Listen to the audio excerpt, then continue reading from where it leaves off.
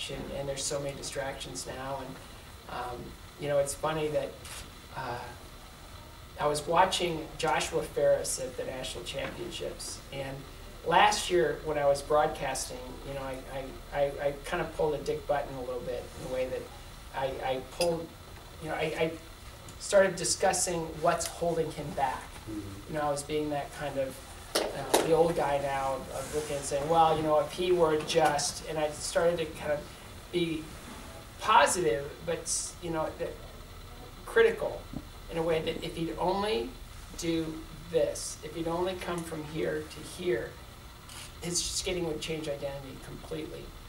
And I just thought that was, you know, I thought, I don't want to rip him because I think he's a genius, but, you know, he's not selling himself. So this year at Nationals, I'm looking, and he has this red band that it's like a stretchy band, and he's going around the ice and he's doing all this stuff.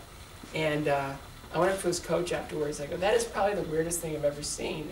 What's going on? He goes, he's doing that to pull up his head.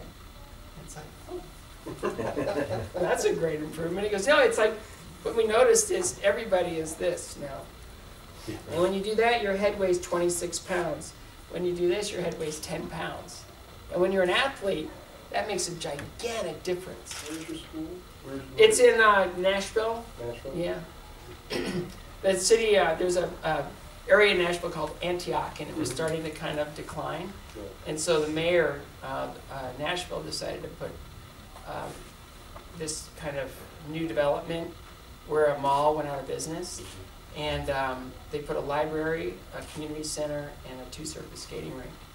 And the Nashville Predators agreed to manage the skating rink, and they asked me to come in and do a basic skills program. So I'm learning how to teach.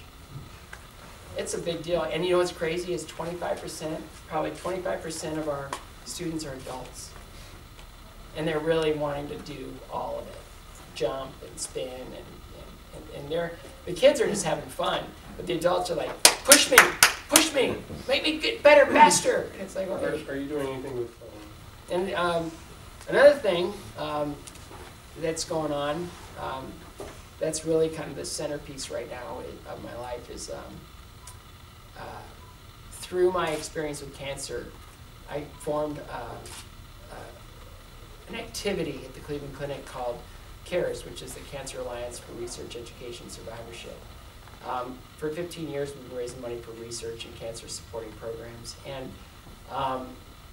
we've raised probably around $15 to $20 million for cancer programs and research. But now we're becoming a dedicated foundation, which means we will be all over instead of in one place. And we are, the plan is to start building our own cancer centers and proton therapy centers around the country, and all nonprofit. Never wanted to make a nickel on this, and I never really intend to. But cancer is a tough business, and there's you know, a lot of research scientists out there that can't get their funding until they get funded. You know what I'm talking about, right? So we go out and we look for the young investigators that haven't qualified or haven't gotten their initial funding yet, so that they do qualify for additional funding. And what was it like being around the Lake Placid and the Miracle on Ice? Because we're approaching the 35th anniversary of this year. I went to every hockey game at that Olympics, and two guys from my hometown of Bowling Green, Ohio, were on the Olympic team, and so it was just fun to go support them. I decided to be an Olympian for the first time, and they had two guys from my hometown at the Olympics. I never thought for a second there, you know, any kind of medal would have been like, you know, a miracle. But the true miracle was that they just sort of came together at the right time. And I still to this day regret that I didn't get to the building in USA Russia until toward the end of the second period.